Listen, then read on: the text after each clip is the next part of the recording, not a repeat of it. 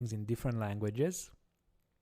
But it's always amazing to me that we do get it right so often the first time we run it in Haskell. And like, okay, sure, this doesn't happen on very, very complex programs, right? You're not going to write like 20,000 lines of Haskell code and get it perfectly right the first time around. But for things, even for things that are relatively simple like this, it's still kind of amazing to me, even after like quite a few years of Haskell. It's still amazing that we're able to get it right from the first go. I love Haskell for this. Okay, I mean, don't have. Well, we're only on day 5, and we've been on for what? How long have I been online? I always forget where to look, and I know there is one place where I can look, but I always forget where that place is. 3 hours? Okay. So we've done 2 problems in 3 hours. That's terrible. Well, we also looked over these too, right? Okay, let's keep going. Though my confidence in us being able to get everything done today is starting to drop. Okay, so you board your plane only to discover a... when I came in at town, we were still looking at the first 2 days. Yeah. You board your plane only to discover a new problem. You dropped your boarding pass. Oh no. You aren't sure which seat is yours, and all of the flight attendants are busy with the flood of people that suddenly made it through the passport control. See, that's why this doesn't need to be efficient, right? If it's too efficient, then we are going to be flooding in the airplanes. You write a quick program to use your phone's camera to scan all of the nearby boarding passes, your puzzle input. Perhaps you can find your seat to the process of elimination. Instead of zones of groups, this airline uses binary space partitioning to seat people. A seat might be specified like FB, FB, BF, RLR, where F means front, B means back, L means left, and R means right. The first 7 characters will be either F or B. These specify exactly one of the 128 rows on the plane, number 0 to 27. So this is like binary, right? Instead. Okay. Well, this, right? Okay. Each letter tells you which half of the region of the given seat is in. Start with the whole list of rows. The first letter indicates whether the seat is in the front 0 through 68 or the back 64 to 127. The next letter indicates which half of what region the seat is in, and so on until you're left with exactly 1 row. Yeah, it's binary, right? But it's 2 binary number, right? So this is like 1 binary number for what's it called, for like a row, and I would assume these are left or right 2 binary number, like another binary number for seat in a single row, right, for the column. Okay, so consider you are... Okay, yeah, I got this part. I don't think we need to read more through it. I mean, okay, let's quickly read through it. So I consider the whole range 0 to 27. F means the upper half, keeping the rows 0 through 63. Yeah. So it's even in the right. Like, this is the least significant, right? The last one. I'm pretty sure, right? Lower, so yeah. The final F is lower. So because this is 0, it's like 40 instead of 45. Okay. The last 3 characters will be read L or R. They specify exactly one of the 8 columns of seat on the plane. Okay. Number 0 through 7. Okay, the same process of... Okay, yeah. Okay, sure. Same, only 3 steps. L means keep the lower left half. R means to keep to the upper half, and so on, right? So if we have RLR, then start by considering the range 0, 7. R means the upper half, keeping columns 4 through 7. L means 4, 5, and then the final R. Okay, so left is 0, R is 1, I guess, right? And which one was it?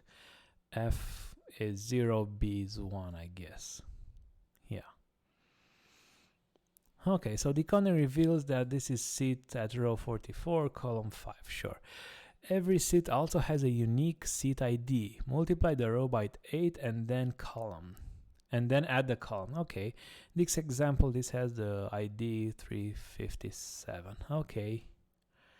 Here are some other boarding passes. Okay. As a sanity check, look through your list of boarding passes. What is the highest seat ID on a boarding pass? Okay.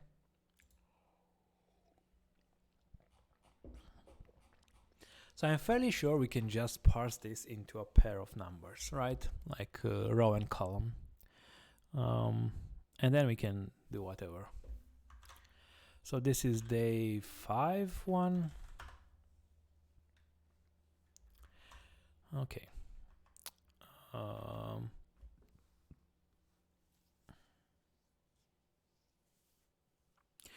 Well, yeah, what I'm kind of, yeah, we might need it later was the idea. I'm not sure.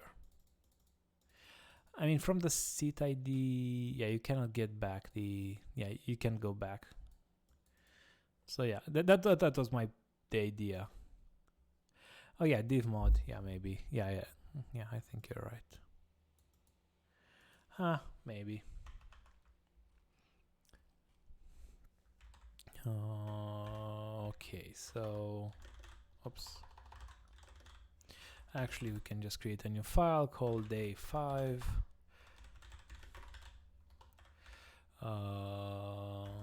Where I guess we need to run hpack to keep this thing happy. Okay, so let's see.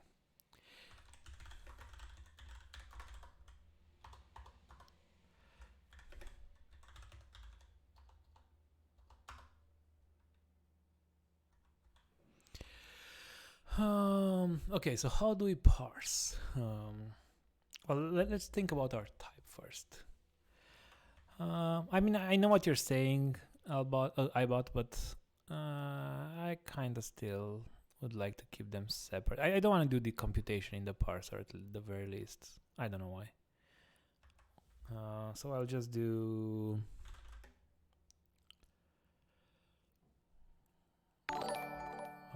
oh, thank you very much for the follow, xpangs, and welcome to the stream.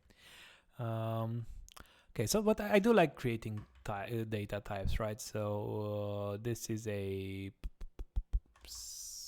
boarding pass, let's call it, row and column. Okay, so now we can do parse. We need to parse a single line, right? So a single boarding pass. Oh, okay. Let's copy stuff. Well, do we need an actual parser? Probably not. I'm pretty sure we don't need to do that.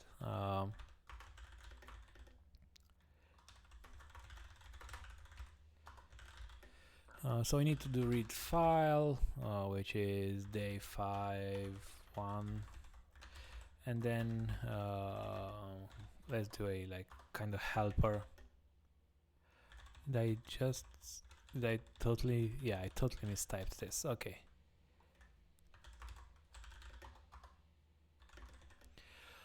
Goes from string to okay, and then go will be something like okay, so first we need to do lines, right? Because we need a list of strings, right? And then we can do map of what? Actually, you could just do this, right? Let's keep this simpler. Right, from a string to this, right? Let's keep this simple. Okay, so is there something in Haskell that already goes from like binary int to like a binary string parser?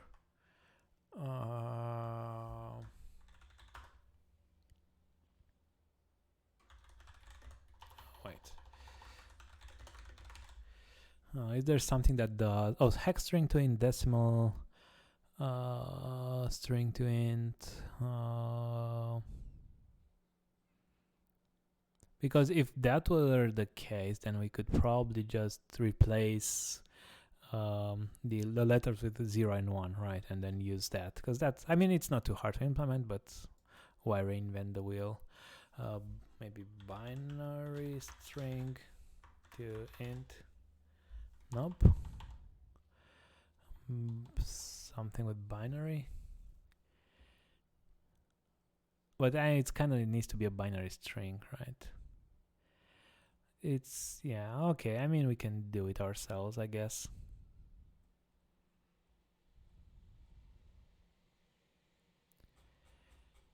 I wonder if I remember a like non-annoying way to do it. Anyway, let's do this. Okay, so we have a single string, right? So let's look at this again, right? So it's it's like 7 and 3, right?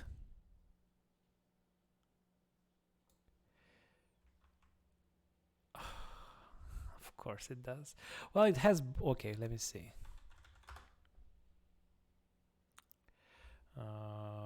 Binary. So data.bits. Okay, let's look at hello Chris, by the way. Welcome. Data.bits. You're saying data.bits has some useful bits here. Okay. Bits, so what do we have here? Okay, complement, shift, rotate, 0, bit sets, clear, and nothing with about strings yet. So I might need this later if we need to do operations on it. I'm assuming it's not this class though. Wait, is there an instance for a string? It's not, right? It doesn't make sense because it would, like, things would fail like crazy if there were. Okay, no. It's a bit unintuitive though. Okay, let me see if there's something here about finite bits. Okay, bit default to integral sized. Okay, let's see what this is then.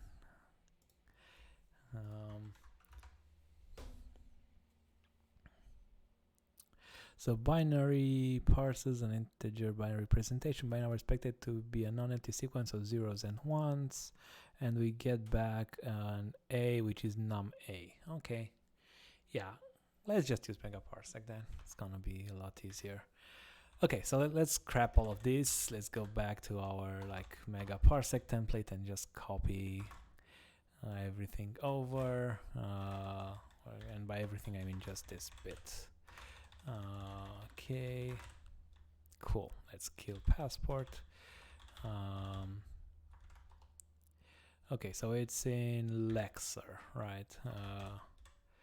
Don't even think we'll need all of these, but I will definitely not need map, right? So then we can go back to this being just this, and then oh, thank you very much for the raid, Copper Beardy. Thank you, and welcome to the 23 raiders. Hello, what's up? We are currently doing Advent of Code. We are over at day 5. Maybe I should keep this updated. Day 5. Right, we're literally just starting to parse day 5. And we're writing it in beginner level Haskell, so if you have any questions or anything like that, day 12 part 2 is defeating me. Oh, well, I think it will be some time until we reach that. But hopefully we will reach that at some point today, although it doesn't look good for today. Maybe we can continue tomorrow. Finally, someone who's not ahead of me yet. I just finished day 10 today and we'll do day 11 later. Yeah. I especially, like, I did day 1 and day 2 way earlier, and then I kind of wanted to, I remember that I wanted to do this special stream, and I kind of stopped and decided I'll do multiple as much as I can today. Okay, so let's go back. So the plan is to make a parser, right? So the input we get is for day 5 is something like this, right? Okay.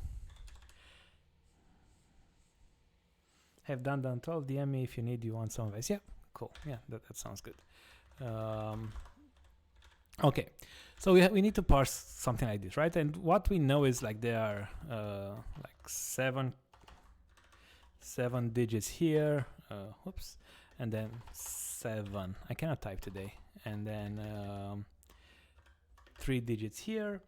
And what we also know is that let me double check. So F is lower, so F is 0, 0, B is 1, and what's it called? Where is the other? So R is upper, right? So R is 1, and L, well, let's do it. L is 0, and R is 1, right? Yeah, pretty much. That's the idea. Okay, but then the problem is, okay, so I kind of regret deleting what I already had, right? Because I kind of want to use the decimal part, the like binary parser, because I'm lazy and I don't want to calculate how to do the binary translation myself right now. But also I kind of want to use string and lines for the other parts, because I want to get a string which I will replace all the B's with 1 and F's with 0, and only after that I want to do the like megaparsec part with binary. I think that's the only thing I want to use megaparsec for. So maybe we don't even need this type, and I don't think we need anything from megaparsec other than these two things. And I don't think we even need void, right? So let's simplify this a bit. Okay, so let's go back to the like what we had. Let's actually write what we had before again, which is so this should be an IO boarding pass. So we were going to read the file, right? So read file day 5 1, and then we'll do something like this, right? So this just reads the file. This like converts a big string to a list of strings, where each string in the list is 1 line in the input, because the input is day 5. Yeah, probably. I think you're right. I think we need to do day 5 dot. Oh, okay. I get it. I know why this doesn't work properly. This looks for things that are only that are staged. Hello, save. Yes, save the file.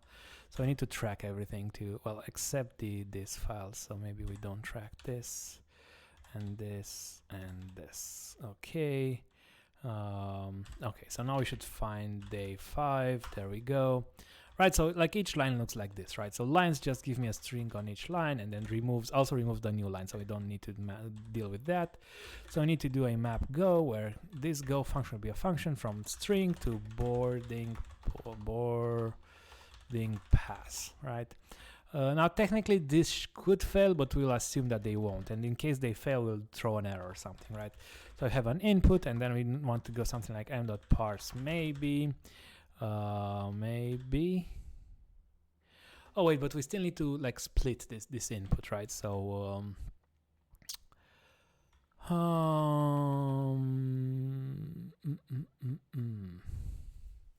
we need to split this input somehow. Maybe we split it here first, and then we call something else which does the parsing. So how do we do? Yeah, okay, cool. I was going to count, but I guess that will also be fine. So span. Right, so what this does is basically takes as many elements that match FB as possible, and then puts it in one pair, and then everything else will be in the rest, right? So we could do this. And then over this, so this will be make boarding pass, I guess, over this, right? And then make boarding pass needs to be a function. We can even define it here.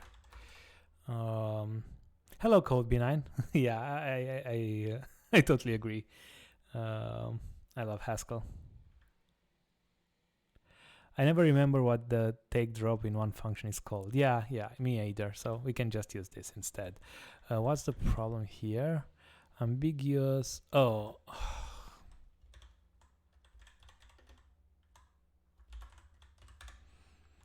I probably need to remove that. Split that. I am fairly sure this will also work. So, okay, so this is like the row and this is column, right? As far as numbers go, except it's like string row and string column for now. Okay, so now the question is, we still need to do one thing here. So we need to do, let's do a big let thing, right? And like, so first thing is we need to replace things, right? So we kind of need to do map, replace column, and we will define this function in a second over as column, and we call this like a binary column, right? And we have binary row, which is the same thing except we need to replace row. Right, so let's see, replace column. Yeah, exactly. I that's what we're doing, Rufianio, sorry. So this will be something like from char to int, where, well, actually it still needs to be char from to char, right? So replace column, f needs to go to 0 and b needs to go to 1, and otherwise we need to do error unexpected char.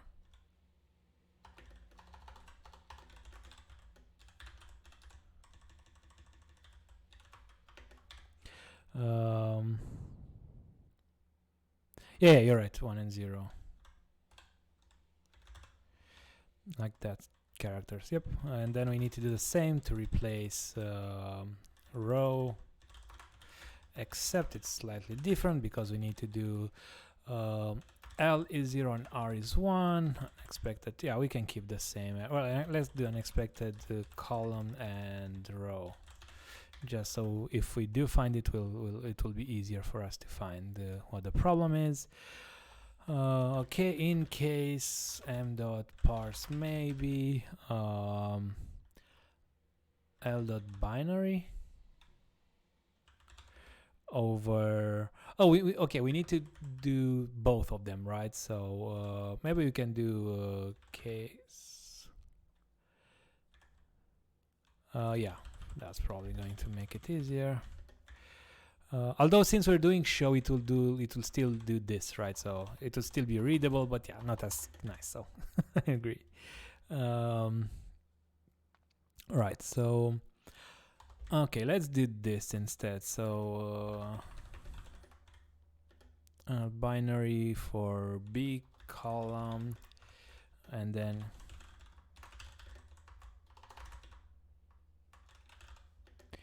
b row, right?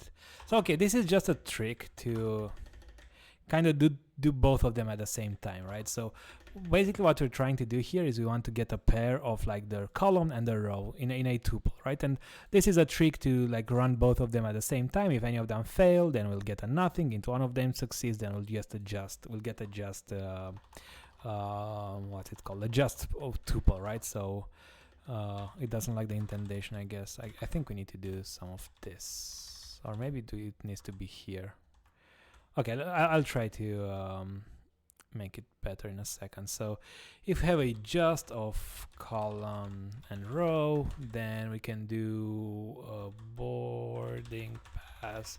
I think just this, because they're literally called column and row. And then if we have nothing, then we'll just do an error, invalid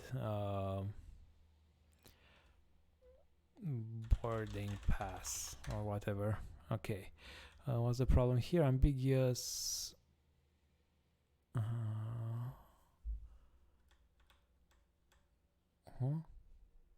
Oh, it doesn't know E, right? So which type variable does it say it doesn't know what it should be?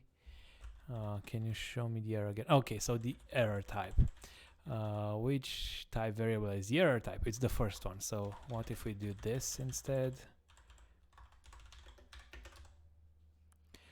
add extension, and then we need to import void. And hopefully this is fine, except this needs to be a throw. Okay, now let's try to make this easier to read. Okay, and the problem here was that the parse maybe has an parsers have an error type, and we're using void as the error type in the sense that we don't care about the error type. But since we are not using it anywhere, it didn't know which one to pick. Okay, cool. So now this parsing should be correct, and they should also actually get numbers there. So let's try it. Let's import day 5, I guess. Day 5 dot parse is what we need to run. What? Why is it not doing anything? Oh, does that mean that it parsed everything? And no, it should still give us an error. It's as if it's not finding any lines when you're doing read file.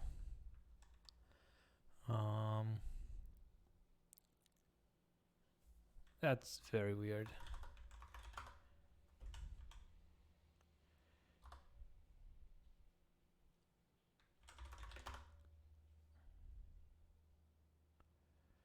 Yeah, I mean, at least that.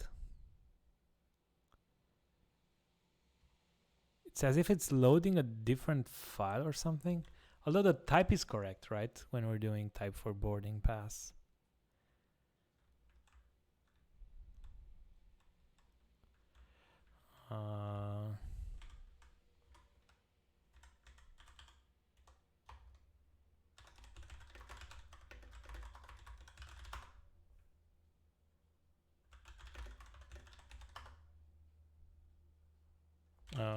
Okay.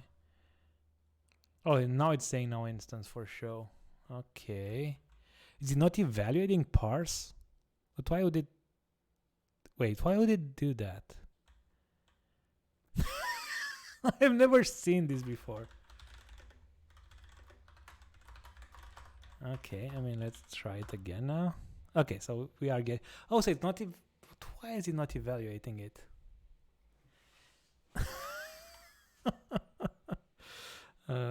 So column R.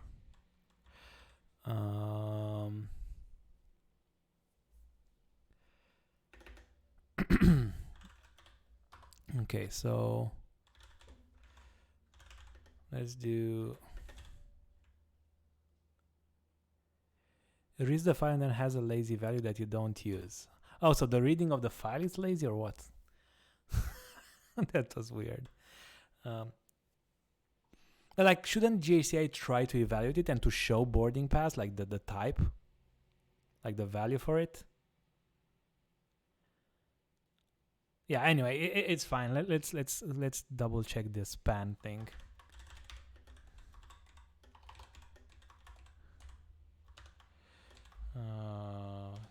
Okay. I mean, this should be correct. Did I... Oh, I think I miss... Yeah, so first is column, I think. No, wait, first is row. Oh yeah, okay, this is actually...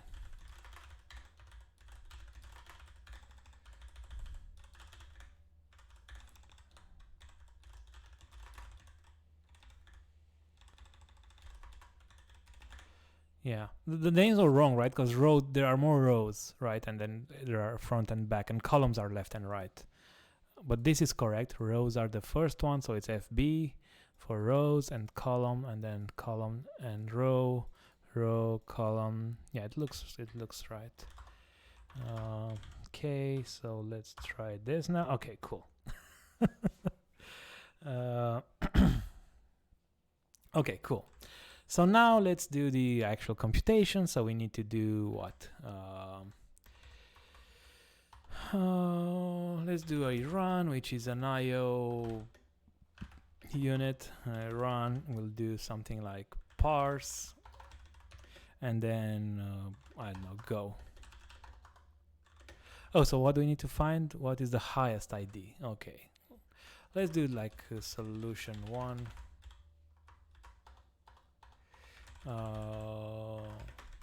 Print or something. Well, actually, I think solution 1 will be just a pure function, right? So something like this, I'm pretty sure. Solution 1 is from list of boarding pass to some integer, which is the largest one. Why does it do it like this? Okay, and then okay, so let's see. We need to map some some like calculation thing, right? So what's this? What's it called? Okay, unique seat ID. Oh, so it's like a seat ID. Okay, so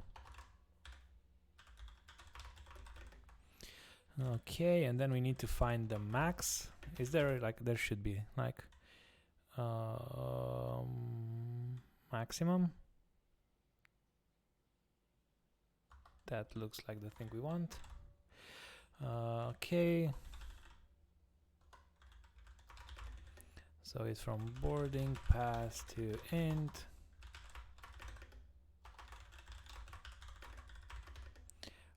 So what's this? So multiply the row, so row times 8 plus column. What's it complaining about here? Redundant. What? Oh, okay, sure, whatever. Okay, so let's see what happens if we run this. D.run, I guess. 823. I mean, let's see if that's the correct.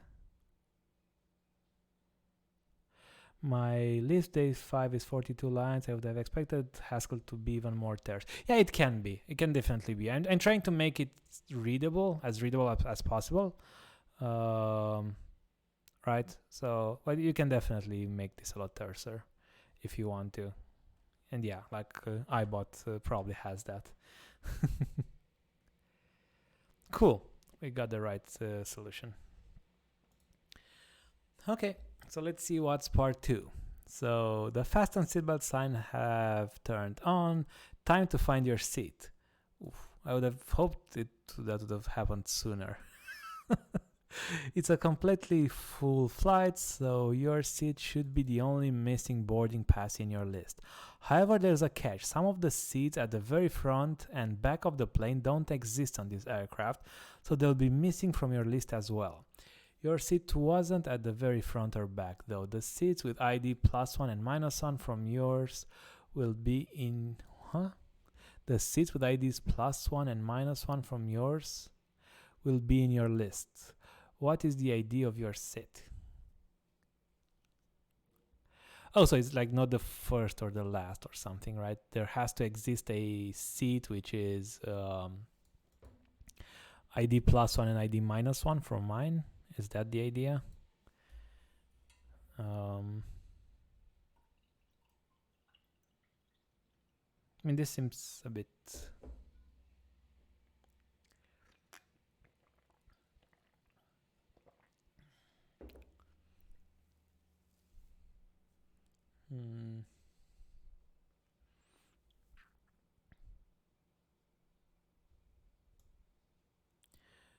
I mean, we can do the naive solution. Yeah. Okay, so let's try to do... Okay, so let's do solution 2, right?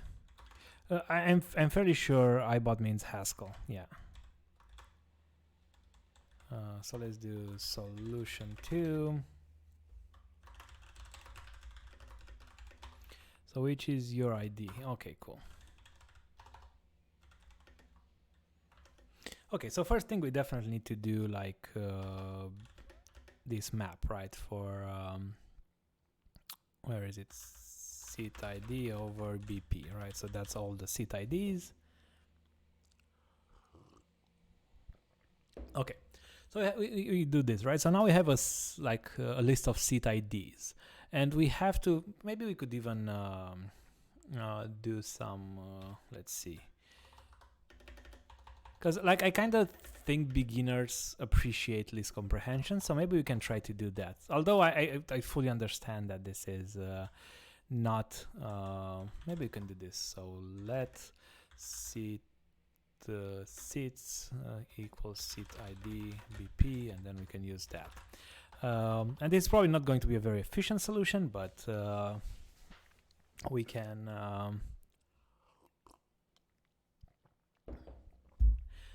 I think it will be easy to find, right? So we need to find some seat X with the property that we can find.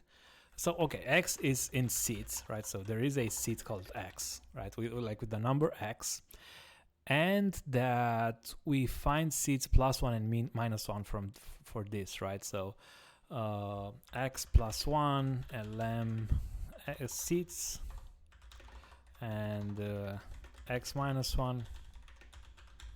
Right, I think that's all we need to do, except we need to add some in. Oh, it isn't in seats. Right. That's the point.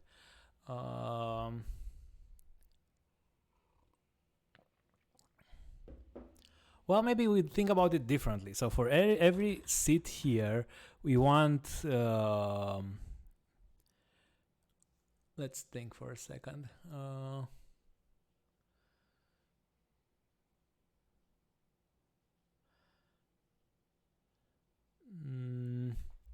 So let's think. So if I think we can still do something like this. So let's think. So let's say these are seats, right? So let's say if our seat is here, for example, then we want for some seat to exist. Like if this exists, this could be the first seat, right? So what if our seat is here? Then we'll find this one. Yeah, I think this is a good idea. So what if we say that for some seat that exists, +1 doesn't exist and +2 exists? Right? Yeah, exactly. That was I was going, right? So if +1 is not so not this, right? But X +2 exists. Something like this, right? It's definitely not efficient, but I think it's fine. Okay. Oh, there is a not LM function. Okay.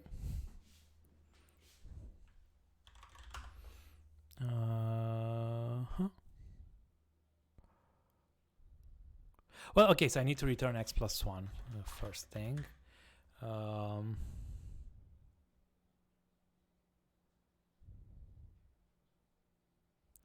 So let's see, what did I do wrong here? Oh, this is a list of ints, right? So we need to do like head of this.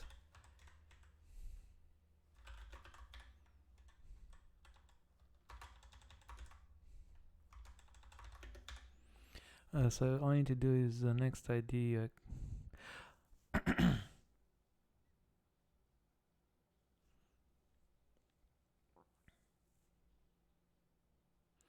Okay, so gaps greater than 1 are not possible. Fair. But you also can't be at the edge, and this could be like a seat at the edge. So we also need this, I think. I think this is required. Otherwise, we can find an edge seat. Right, and we can't be at the edge.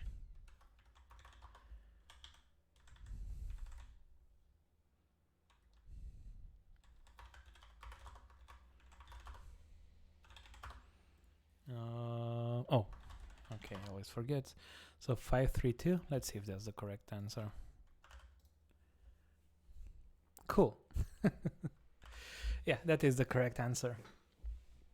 So again, this is not an efficient way to do it because you would essentially go through, like you have to try every single seat. Whereas if there are a lot of seats, it's probably more efficient to sort them or something. I'm not sure. Actually, why is this that? Why is this quadratic? Because it's this, right? It's only one. Like you're only passing it once. Why is it? Why are you saying it's quadratic? Oh, because it's not a lamp here twice. Yeah.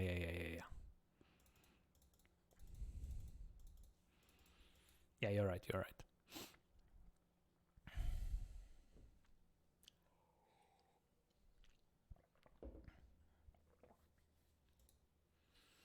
Yeah, I think sorting them is the correct way, and then you can look. You only need to look at neighbors rather than everything. But this is a perfectly reasonable solution if you're a beginner. So I'll keep this one rather than sorting. Okay,